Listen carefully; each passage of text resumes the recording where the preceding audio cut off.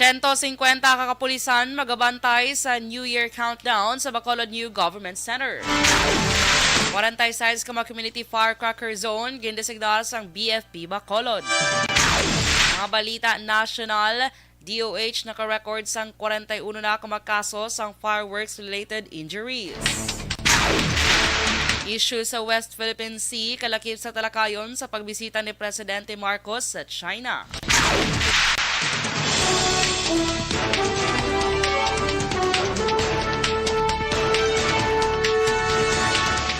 Maayong aga Bacolod, may aga Negros Occidental, kag bugos nga Western Visayas, welcome na sa pagpangalagad sa Aksyon Balitang Bayan numero 1.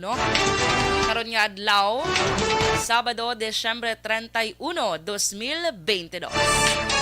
Kaupag Action Boy Doran, ini naman si Action Dorel Cabado. Kag sa detalye na sa aton yung weather report.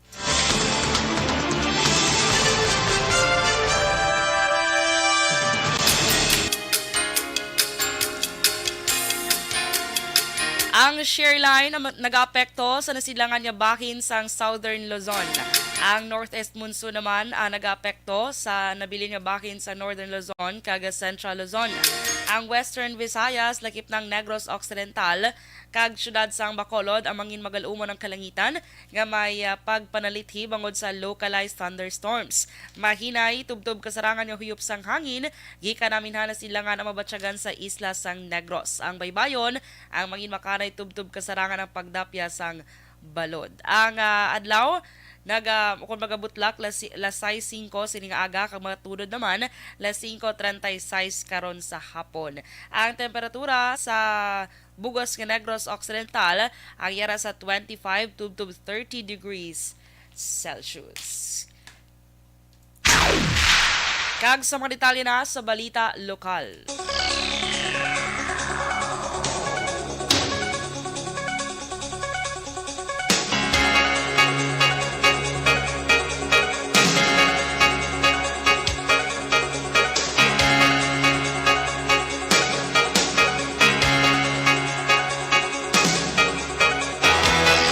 Ginahanda na ni Bacolod City PNP Director Colonel Thomas Joseph Martir ang 150 kakapulisan sa syudad na magabantay para sa salubong sa New Year na pagahiwaton sa Bacolod City Government Center sa tungang gabi sa Disyembre 31. Pero kay Martir ang ipahamtang para sa seguridad sang pumuluyo magasaksi sa fireworks display kaga iban pa. Dugang pa nakahanda naman ang mga force multiplier nga magbulig para sa katawhayan sa lugar. Ginmando ni Martir ang Traffic Management Unit o kung ginmandoan ni Martir ang Traffic Management Unit, Bacolod Traffic Authority Office kag Police Station 4 nga iorganisa kag tempranong iplastar iban pa nga traffic enforcers para sa pagbantay sa mga dalanon agod malikawan ang pagginutok sang mga salakyan. We have secured the conduct of Rizal Day. Aga pa kami nagpaniling dito to ensure the safety and security of our VIPs na nag-attend sa Rizal Day. And starting today, double kaming effort na mag-visibility sa mga dalanonta, no?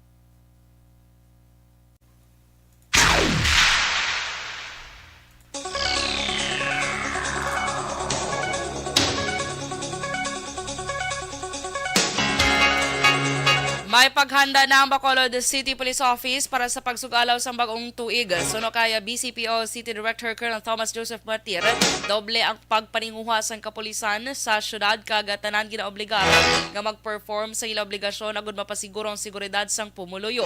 Ginmanduan man ni Martir ang tanan mga station commanders nga maglibot sila tag sa kamanasakupan kag istrikto nga pagbantay agud malikawan ang indiscriminate firing.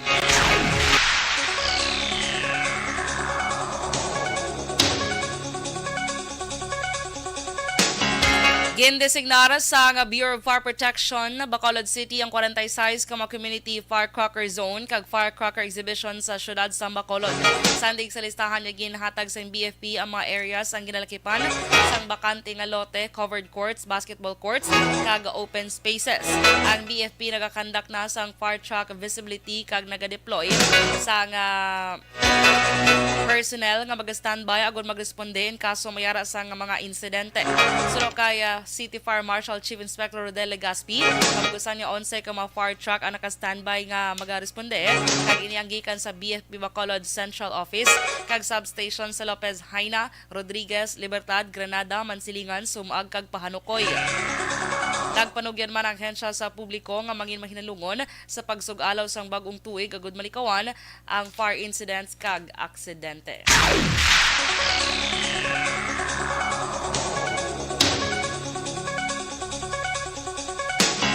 Ginpahayag ni Police Captain Junito Pastrana, hepe sang Police Station 2, nga nagapadayon ng investigasyon sang Special Investigation Task Group kon SITG sa tuyong masulbarang pagpatay kay Noneco General Manager Attorney Danny Pondivilla.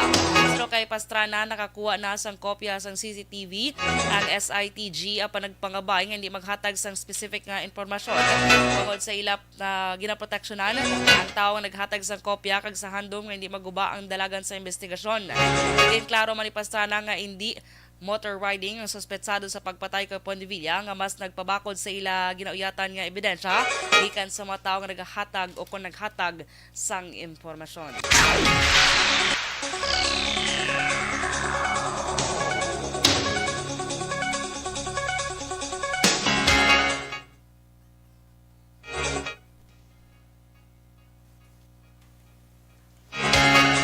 Sa dugang nga balita lokal, pilaso naman ang driver sang motorsiklo nga papauli na kuntani matapos makabunggo sa likod sang Toyota Vios sa Dalan Araneta, Barangay Tangub, siyudad sang Bacolod kagabi.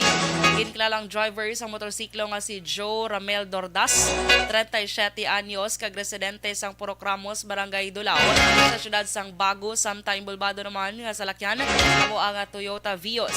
Sunod kay Police Staff Sergeant Celerino Arrollado, investigator on case, investigador sa nga Bacolod City Police Station 8, kalunsay padulong sa sur nga baki ng motorsiklo kag salakyan kag maliko na kuntani ang Vios sa Ramilo Drive sang Gulpiman nga nagbaylo sang linya.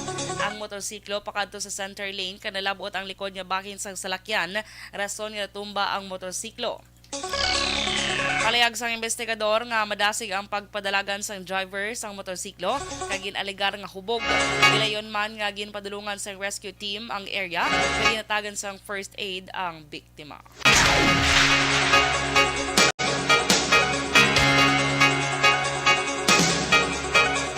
Liwat naman nga gin-aresto ang isa ka persona sa buy-bust operation sang Silay City Police Station. Agas sang Disyembre 29 sa Zone 3, Barangay Mamulak, siyudad sang Silay. Nadakpan mo si Rodora Castillo kon mas kilala nga Rodora Talavera, residente sang Zone 1 sa Mumanga Barangay kag siyudad. Sino kay Staff Sergeant Neil Amiano, preso na sadto si Castillo matapos nadakpan sa buy-bust operation sa siyudad sang Bacolod. Dugang pa nagabaligya si Castillo sang iligal nga droga sa syudad, apang wala ni baluan kundi nagakuha sang supply. Gina-verify pa sang kapulisan kung nagabaligya o kung nagakuha sang supply si Castillo sa syudad sang Bacolod.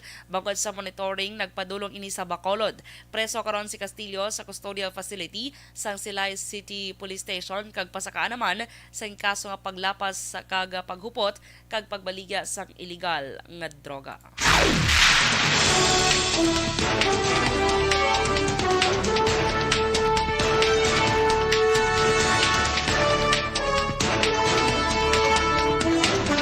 Last size Jess Action Radio, Philippine Standard Time. Sa mga balita national, Department of Health naka-record sang 41 na kumakaso sang fireworks-related injuries. Issue sa West Philippine Sea, kalakip sa talakayon sa pagbisita ni Presidente Marcos sa pungsod China. Detalye sa nga mga balita pagkatapos gid lamang sini. This time check is brought to you by ACS Manufacturing Corporation, ISO certified, world-class quality. Kag sa aton drama caption. Barangay 684.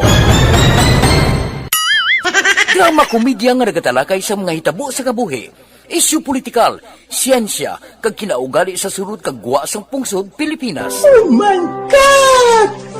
Wow! Ang mga tagpalamati, magkakadlaw sa pagbabati paagi sa kalaglawan ng mga characters kag mga eksena sa atong drama komedya nga mahimo nagakatabo sa ila kasilingan, kapitan, mayor, congressman, senador kag presidente man nga makahatag kalingawan sa matag adlaw nga tanan. Gunggong! Barinig kita sa mukha eh! Barangay Ari, amo na po, nang si mama wala di atos na Bacolod. Sa akong birthday gani, maabot ako lang sa balay. Pero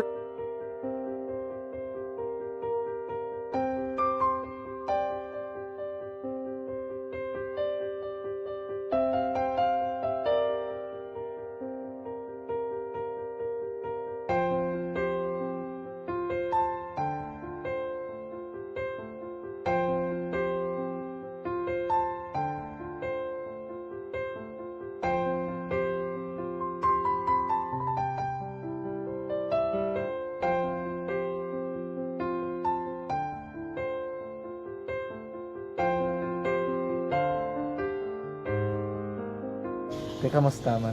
Amo na would like mayara gid na butang sa module nga i-search mo tapos bala mayara nga ilang taon mo sa YouTube.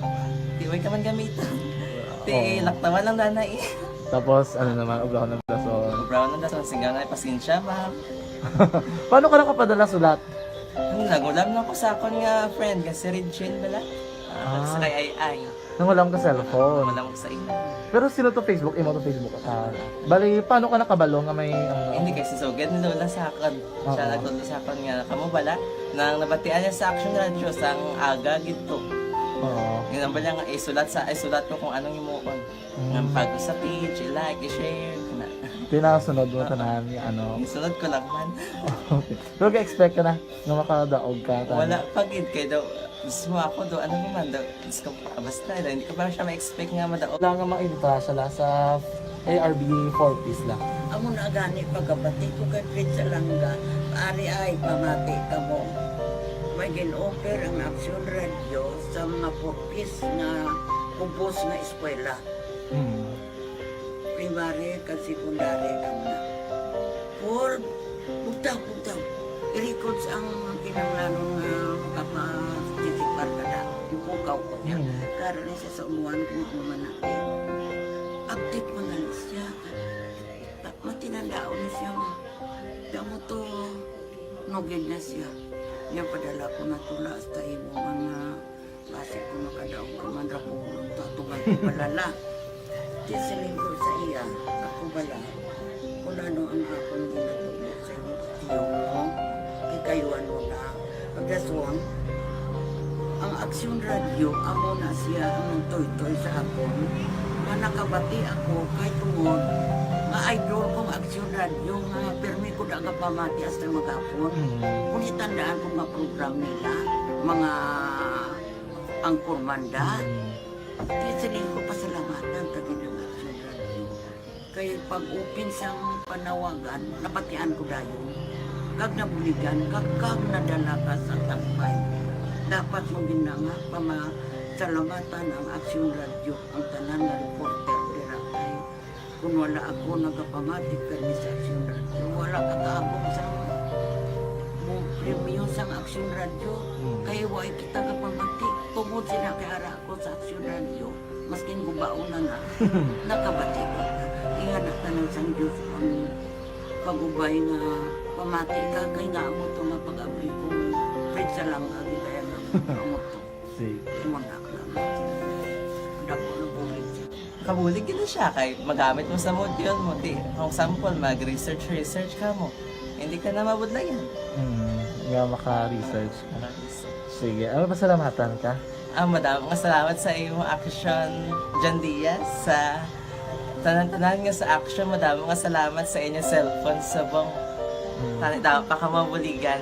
Okay. Ano message mo sa iba nga mga estudyante? Para sa iban man nga estudyante, hindi man ka maguntat kay tanan-tanan may pagsubok man na mo. Di basis lason, inyong man time nga makaswerte. Makadaog. Makadaog. Ano ang mo kay Lola mo nga siya nag-ano sa inyo? Siya ang nag-ansakon nga masiling nga mapadalaman sang istorya. May gusto kay hambal sa iya, pasalamatan nabe. Last, salamat na. Ay, tangan sa iyo, naka-cellphone gid ko. Tulungan.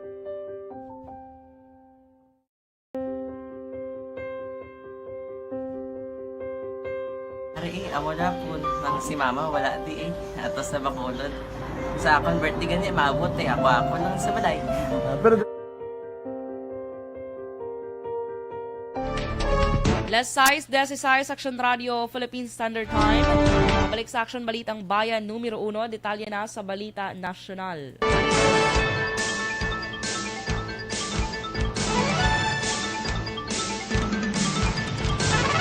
Nagsaka na sa 41 ang kaso sang fireworks-related injuries matapos sa dugangan sang apat igin report adlaw sang Huwebes. Sa update igin payag sa Department of Health ang bagong kaso mas mataas ang 52% ikumpara sa 27 sa kabilugan niya kaso sang amuman niya period sa tung 2021. Kalabanan sa nga mga kaso nga gin-report sa Western Visayas nga may 10, ginasundan sang Bicol nga may 6, Soxargen nga may 4. Una nga ginpahayag sa nga DOH officer in charge nga si Undersecretary Maria Rosario Verriere nga ginpaidalom sa Code White ang tanan nga Code White alert ang tanan nga hospital bilang preparasyon sa mga insidente may kang tanan sa pagsugalaw sang bagong tuig.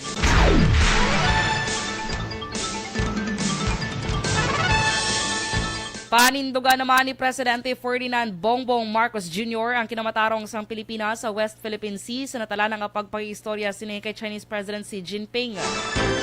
Sa pre-departure briefing sa Malacanang, ginpahayag ni DFA Assistant Secretary for Asian and Pacific Affairs, Nathaniel Imperial, nga klaro naman ang tinutuyo sang presidente nga maging matawhay kag estable ang sitwasyon sa West Philippine Sea.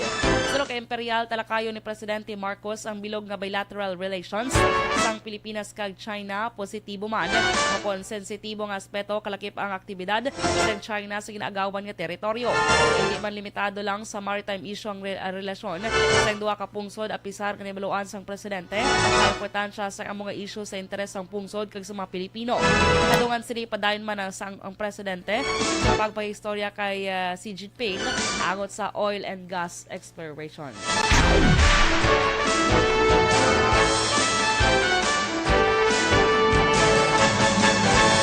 Nanumpa na ang 533 ka mga bagong officers ang Bureau of Corrections o Bucor sa New Bilibid Prison.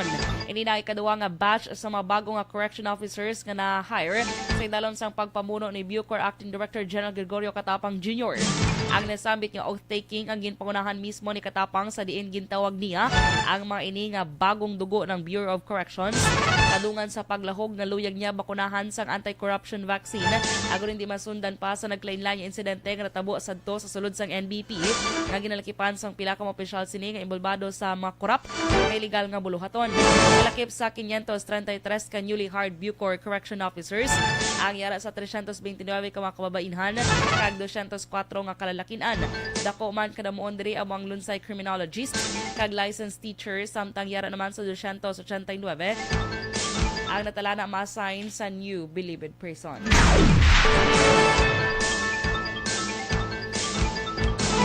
Dakar record ang Department of Health sang duha ka kaso sang Omicron subvariant nga BN.1. Base sa pinaka-latest nga genome sequencing halin sa Disyembre 19 tubto 22, ang duha ka kaso ang ginreport sa idalom sang BA.2.75. Base sa European Center European Center for Disease Prevention and Control, ang BN.1 isa ka sublineage sa BA.2.75 kag ginakabing nga variant under monitoring tungod sa nagasaka nga prevalence kag mutation sini sa bilog nga kalibutan. Apang base sa available nga ebidensya ang BN.1 wala sang kinalain kun lantawon ang severity o clinical manifestations ikumpara sa original nga Omicron variant.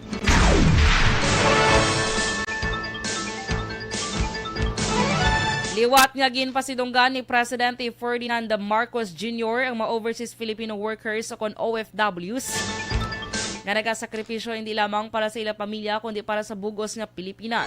Sa gift-giving ceremony nga ginpatigayon sa Kalayaan Ground sa sulod sang compound sang Malacanang, ginpabot siya ni Marcos nga malapit na sa iya o kung malapit sa iya Balatsagon ang mga OFWs nga nagpangako nga mas pa nga pabakuron ang Department of Migrant Workers sa paghatag sa makinahanglanon sang mga Pinoy nga nagatrabaho abroad.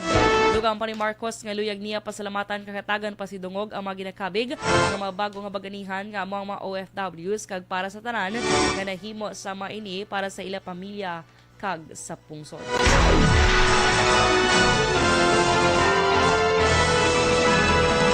Siyam naman ka mga tawo ang arestado sa paghupot kag paggamit o kung pagbaligya sa illegal nga palupok samtang 27,829 ka illegal firecrackers ang nakompiskaran sa pagsugalaw sang bagong tuig.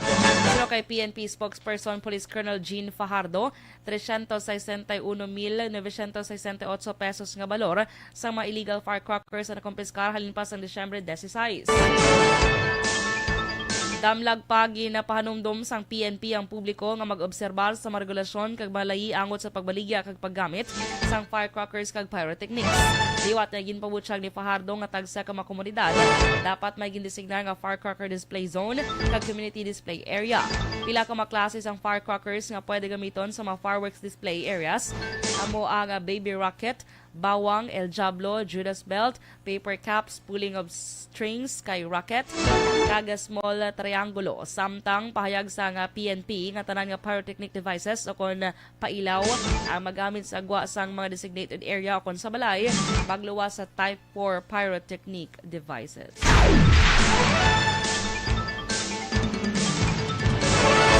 Ginpahayag naman sang Makabayan Block nga stopgap solusyon lamang ang pagbutang sang suggested retail price o SRP.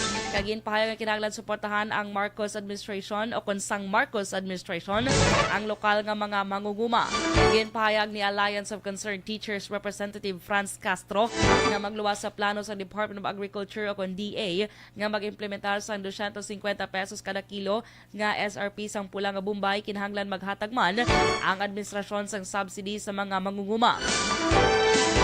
Nagpabutyag naman sang pagkadismaya si Castro angot sa nagakatabong agricultural smuggling nga nagaapekto sa mga local farmers bangod ang manubo nga presyo sang smuggled nga produkto kag wala sang anuman nga taripa ang mas bakal sa mga konsumidor.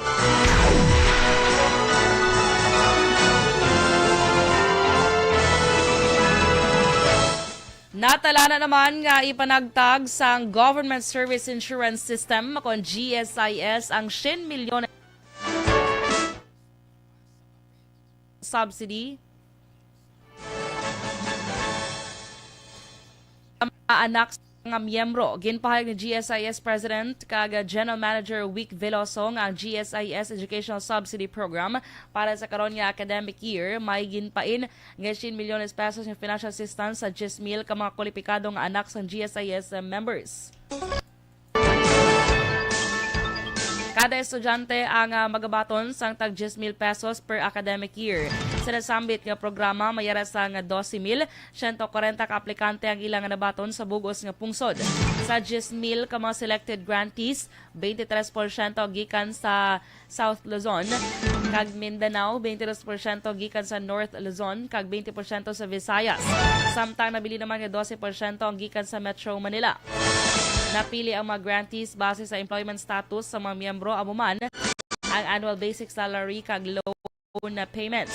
Ang mga ini ang naka-enroll sang 4-5 katuig nga kurso sa Commission on Higher Education by private institutions o kon sa state universities and colleges.